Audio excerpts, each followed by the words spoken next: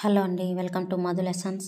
ఈరోజు మనం 5వ తరగతి ఈవీఎస్ ఏపీ టెట్ డిఎస్సికి సంబంధించి 5వ తరగతి ఈవీఎస్ టెక్స్ట్ బుక్లో ఉన్న బిట్స్ లైన్ టు లైన్ చూద్దామండి. ప్రజలు మెరుగైన జీవనం కోసం కాలానుగుణంగా ఒక ప్రాంతం నుండి మరొక ప్రాంతానికి వెళ్ళడాన్ని ఏమంటారు? వలస. వలసకు గల ప్రధాన కారణాలు సహజ కారణాలు మరియు ఆర్థిక కారణాలు. ఆర్థిక కారణాల కారణంగా వలసలకు వెళ్ళుటకు ఉదాహరణలు పేర్కొనండి. ఉద్యోగ బదిలీలు, పేదరికము.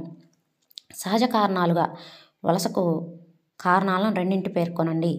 వరద, తుఫాను, భూకంపం వంటి ప్రకృతి వైపరీత్యాలు. Missile man of India Abdul Kalam. భారతదేశానికి అబ్దుల్ కలాం ఎన్నో రాష్ట్రపతిగా పనిచేశారు? 11వ రాష్ట్రపతిగా అబ్దుల్ కలాం గారు పనిచేసిన సంవత్సరాలు 2002 నుంచి 2007 వరకు పనిచేశారు. మన విశ్వంలో సుందరమైన నీలి గ్రహం ఏది? భూమి.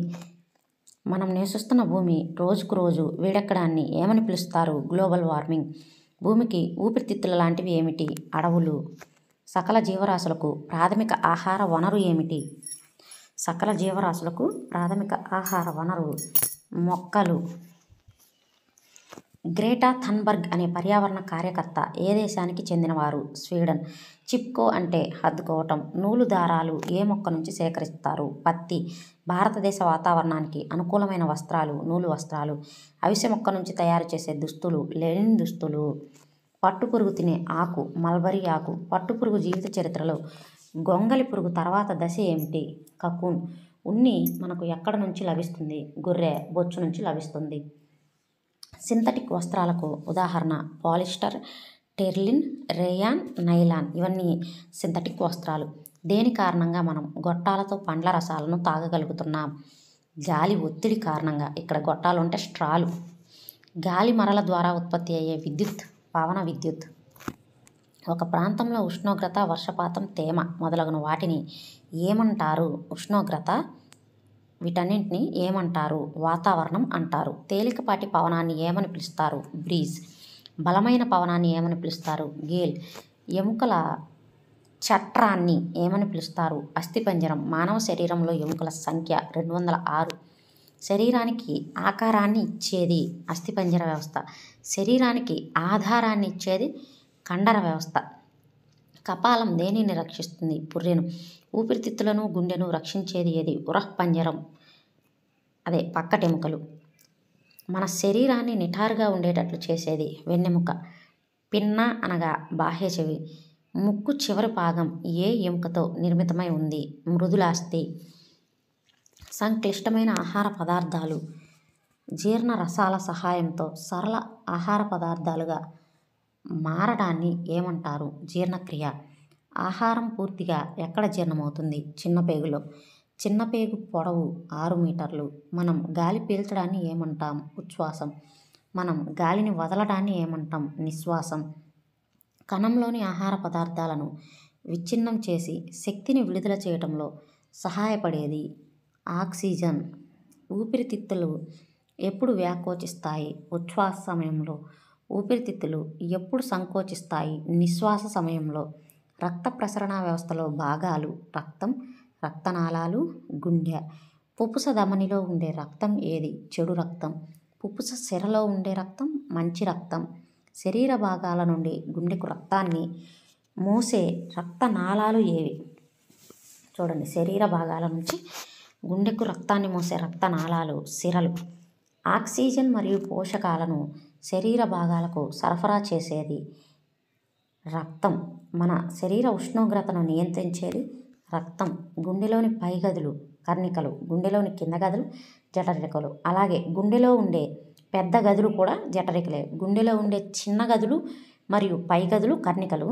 గుండెలో ఉండే కింద గదులు అలాగే పెద్ద గదులు ఇవి జఠరికలు. మన శరీరంలో అధికమైన అనవసరమైన పెద్ద పెద్ద పదార్థాలను బయటకు పంపే వ్యవస్థ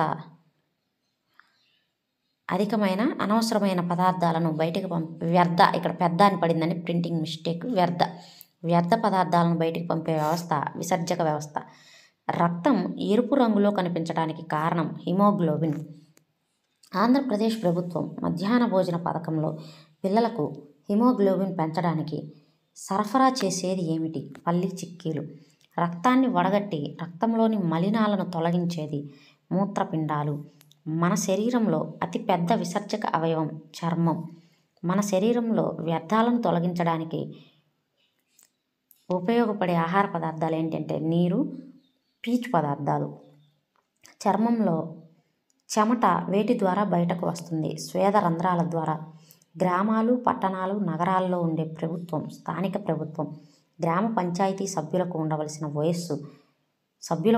వయస్సు అంటే 18 సంవత్సరాలు పైబడిన వాళ్ళు. గ్రామ పంచాయతీకి పెద్ద ఎవరు? సర్పంచ్.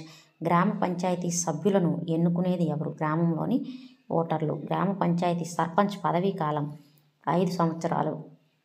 గ్రామ సచివాలయంలో ప్రజలకు సేవలను అందించడానికి ఎంతమంది ఉద్యోగులను నియమించారు? 11 మందిని.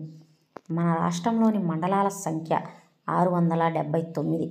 మండల పరిషత్ అధ్యక్షుడిని ఎన్నుకునేది ఎవరు? ఎంపీటీసీ సభ్యులు. అయితే మరి ఎంపీటీసీ సభ్యులను ఎన్నుకునేది ఎవరు? మండల పరిషత్లోని ఓటర్లు. ఎంపీటీసీ సభ్యుల పదవీ కాలం 5 సంవత్సరాలు. మండల పరిషత్ కార్యాలయానికి అధిపతి ఎవరు? మండల అభివృద్ధి అధికారి, ఎంపీడీఓ. మండల పరిషత్లో రోడ్లు, నీటిపారుదల నిర్మాణం మరియు మరమ్మతులు ఎవరి ఆధ్వర్యంలో నడుస్తాయి? మండల పరిషత్ కార్యాలయం ఆధ్వర్యంలో నడుస్తాయి. దాని అందులో ఉండే ఆఫీసర్ ఎవరంటే ఎంపీడీఓ. పోలీస్ స్టేషన్కు అధిపతి సబ్ ఇన్స్పెక్టర్. మండల రెవెన్యూ కార్యాలయం యొక్క అధిపతి ఎవరు? తహసీల్దార్. కుల ధృవీకరణ, ఆదాయ ధృవీకరణ పత్రాలను జారీ చేసే అధికారి ఎవరంటే తహసీల్దార్. అలాగే రైతులకు పట్టాదారు పాస్ పుస్తకాలను మంజూరు చేసేది ఎవరంటే తహసీల్దారే. మండలంలోని జాతీయ ఆరోగ్య కార్యక్రమాలను అమలు చేసేది ఎవరు అంటే ప్రాథమిక ఆరోగ్య కేంద్రం. మండలంలోని తల్లి బిడ్డ సంక్షేమ పథకంలో భాగంగా సురక్షితమైన కాన్పులకు బాధ్యత వహించేది ఆరోగ్య అధికారి. మండల విద్యా వనరుల కేంద్రం అధిపతి ఎవరు? మండల విద్యాశాఖ అధికారి. మండలంలో జంతువుల సంరక్షణ, వాటికి ఇవ్వవలసిన బలవర్ధకమైన ఆహారంపై రైతులకు అవగాహన కల్పించే అధికారి ఎవరు? పశు వైద్య శాఖ అధికారి. మన రాష్ట్రంలోని జిల్లాల సంఖ్య 26. మన రాష్ట్రంలో జిల్లా పరిషత్తులు 13. జెడ్పీటీసీ సభ్యులను ఎన్నుకునేది ఎవరు? మండలంలోని ఓటర్లు. జిల్లా పరిషత్ అధ్యక్షుని ఎన్నుకునేది ఎవరు? జెడ్పీటీసీ సభ్యులు. మన రాష్ట్రంలో ఉన్న పురపాలక సంస్థలు 74. మన రాష్ట్రంలో ఉన్న నగరపాలక సంస్థలు 16. నగరపాలక సంస్థ అధిపతి మేయర్.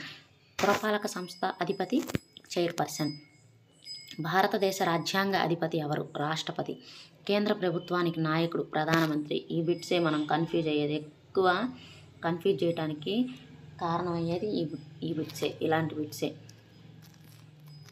మంత్రి మండలిని నియమించేది ఎవరు? ఇది కూడా ప్రధానమంత్రి, రాష్ట్రపతి. ఇట్లా మంత్రి మండలిని నియమించేది రాష్ట్రపతి, కానీ ఎవరి సలహాతో నియమిస్తాడంటే ప్రధానమంత్రి సలహాతో నియమిస్తాడు. ఇది కేంద్రంలో. రాష్ట్రంలో అయితే గవర్నర్ సలహాతో ముఖ్యమంత్రి సలహాతో గవర్నర్ నియమిస్తాడు. రాష్ట్రంలో అత్యున్నత న్యాయస్థానం హైకోర్టు. దేశంలో అత్యున్నత న్యాయస్థానం సుప్రీంకోర్టు. భారతదేశపు ఎగుమతులు అరటి, మామిడి, దానిమ్మ. భారతదేశపు దిగుమతులు కివి, డ్రాగన్ ఫ్రూట్, డ్యూరియల్ ఫ్రూట్. తర్వాత భారతదేశ బ్యాడ్మింటన్ క్రీడలో మొదటి రజత పతకాన్ని సాధించిన మహిళ పివి సింధు ప్రపంచ బ్యాడ్మింటన్షిప్లో బంగారు పతకాన్ని సాధించిన సంవత్సరం 2019. ఆంధ్ర, కాశ్మీర్గా పేరు పొందింది లంబసింగి. మనకు ఉచిత వైద్య సలహాలు ఇవ్వటానికి మనం ఫోన్ చేయాల్సింది 104 నెంబర్కి. అలాగే పోలీసుల నుండి లభించే అత్యవసర ఉచిత సేవకు గాను మనం కాల్ చేయాల్సింది 100కి. భారతదేశానికి సముద్ర మార్గాన్ని కనుగొన్నది వాస్కోడిగామా ఏ దేశస్థుడు? పోర్చుగీసు వాడు. భారతదేశానికి వాస్కోడిగామా సముద్ర మార్గాన్ని కనుగొన్న సంవత్సరం 1498. బ్రిటిష్ వారు భారతీయ రాజ్యాలను జయించి పాలించడం ఎప్పటి నుంచి ప్రారంభించారు? 1757 నుంచి. మొదటి స్వాతంత్ర సంగ్రామం ఎప్పుడు జరిగింది? 1857. భారత జాతీయ కాంగ్రెస్ ఎప్పుడు ఏర్పడింది? 1885. మహాత్మా గాంధీ స్వాతంత్ర పోరాటంలో ఏ సంవత్సరంలో చేరారు? 1919లో. భారత జాతీయ కాంగ్రెస్ బ్రిటిష్ వారిని భారతదేశం వదిలి వెళ్ళాలని ఏ సంవత్సరం డిమాండ్ చేసింది? 1942. భారత రాజ్యాంగం అమలులోకి వచ్చిన తేదీ 1950 జనవరి 26. బెంగాల్ విభజన జరిగిన సంవత్సరం 1905. సహాయ నిరాకరణ ఉద్యమం జరిగిన సంవత్సరం 1920. ఉప్పు సత్యాగ్రహం జరిగిన సంవత్సరం 1930. అక్షాంశాలు రేఖాంశాలు అనేవి ఊహారేఖలు. గ్లోబును అడ్డంగా 2 సమాన భాగాలుగా విభజించే అక్షాంశం ఏమిటి? భూమధ్య రేఖ. భూమిని నిలువుగా విభజించే రేఖాంశం ఏమిటి? Prime meridian. భూభ్రమణం వల్ల ఏర్పడేవి ఋతువులు. భూమికి గల ఒకే ఒక సహజ ఉపగ్రహం చంద్రుడు. చంద్రుడు భూమి చుట్టూ ఒకసారి తిరగడానికి పట్టే సమయం 27 రోజులు. భారతదేశ మొట్టమొదటి కృత్రిమ ఉపగ్రహం ఎప్పుడు కక్షలో ప్రవేశపెట్టారు? 1975లో.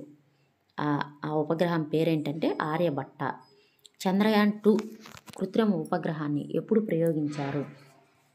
జూలై 22, 2019. చంద్రయాన్ ఉపగ్రహాన్ని మోసుకు వెళ్ళింది ఏంటంటే GSLV MK3M1. నియంత్రిత పద్ధతులలో ప్రత్యేక పైపుల ద్వారా వర్షం వలె నీటిని చల్లే విధానం స్ప్రింక్లర్స్. నీటి గొట్టానికి చిన్న చిన్న రంధ్రాలు చేసి నేరుగా పంట మొక్కల వేళ్లకు చేర్చే పద్ధతి ఏంటి? బిందు సేద్యం. సీతాకోక చిలుకలు తేనెటీగలు దేనికి సహాయం చేస్తాయి? మొక్కలలో పరాగ సంపర్కానికి. కప్పల లార్వాకి మరొక పేరేంటి? ట్యాడ్పోల్స్. పశువుల వ్యర్థాలు వర్మీ కంపోస్ట్ నూనె. చూడండి, పశువుల వ్యర్థాలు వర్మీ కంపోస్ట్ నూనె చెక్క వంటి జీవ వ్యర్థాలను ఉపయోగించి చేసే వ్యవసాయాన్ని ఏమంటారు? సేంద్రియ వ్యవసాయం. మన రాష్ట్రంలో ఎంతమంది ప్రజల ప్రధాన వృత్తి వ్యవసాయం? 62% మంది. వరి గోధుమ చిరుధాన్యాల ఉత్పత్తి చేయడంలో భారతదేశం ఎన్నో స్థానంలో ఉంది? 2వ స్థానంలో. 1 కిలో వరి ఉత్పత్తి చేయడానికి అవసరమైన నీరు ఎంత అంటే 3 నుంచి 5 వేల లీటర్లు పడుతుంది. ప్రపంచ ఆహార వ్యవస్థలో నిర్వాహకులు ఎవరు అంటే రైతులు. ధవళేశ్వరం ఆనకట్ట ఏ నదిపై నిర్మించబడింది? గోదావరి. ధవళేశ్వరం ఆనకట్టను నిర్మించినది సర్ ఆర్థర్ కాటన్. ధవళేశ్వరం ఆనకట్ట ఏ ప్రాంతాల మధ్య నిర్మించడం జరిగింది? ఏ ప్రాంతం నుంచి ఏ ప్రాంతానికంటే తూర్పుగోదావరి జిల్లా ధవళేశ్వరం నుంచి పశ్చిమ గోదావరి జిల్లా విజయేశ్వరంల మధ్యలో ఈ ఆనకట్ట నిర్మించడం జరిగింది. కృష్ణానది జన్మస్థలం. ఇది మహారాష్ట్రలోని పశ్చిమ కనుమల్లోని మహాబలేశ్వరం వద్ద పుట్టింది. కృష్ణానది పొడవు సుమారు 1400 కిలోమీటర్లు. కృష్ణానది ప్రవహించే రాష్ట్రాలు ఏవి అంటే మహారాష్ట్ర, కర్ణాటక, తెలంగాణ, ఆంధ్రప్రదేశ్. కృష్ణానది మన రాష్ట్రంలో ఏ జిల్లాల్లో ప్రవహిస్తుంది? కర్నూలు, నంద్యాల, పల్నాడు, గుంటూరు, బాపట్ల. ఎన్టీఆర్, కృష్ణ 6 జిల్లాల్లో ప్రవహిస్తుంది. కృష్ణానది ఉపనదులు భీమ, గాయత్రి, ఘటప్రభ, మలప్రభ, కోయిన, మున్నేరు, నిర, పాలెం, పంచగంగ, తుంగభద్ర, వేమన, వైర. కృష్ణానది బంగాళాఖాతంలో ఎక్కడ కలుస్తుంది? కృష్ణా జిల్లాలో హంసలదేవి వద్ద బంగాళాఖాతంలో కలుస్తుంది. నాగార్జున సాగర్ ఆనకట్ట ఎప్పుడు నిర్మించబడింది? 1967లో. నాగార్జున సాగర్ ఆనకట్ట ఎక్కడ నిర్మించబడింది? ఇది పల్నాడు జిల్లా నాగార్జునకొండ, అలాగే తెలంగాణ రాష్ట్రంలో నల్గొండ జిల్లా, ఈ రెండింటి మధ్యలో ఉంది. నాగార్జున సాగర్ కుడి కాలువకు గల పేరు జవహర్ కాలువ. నాగార్జున సాగర్ ఎడమ కాలువకు గల పేరు లాల్ బహదూర్ కాలువ.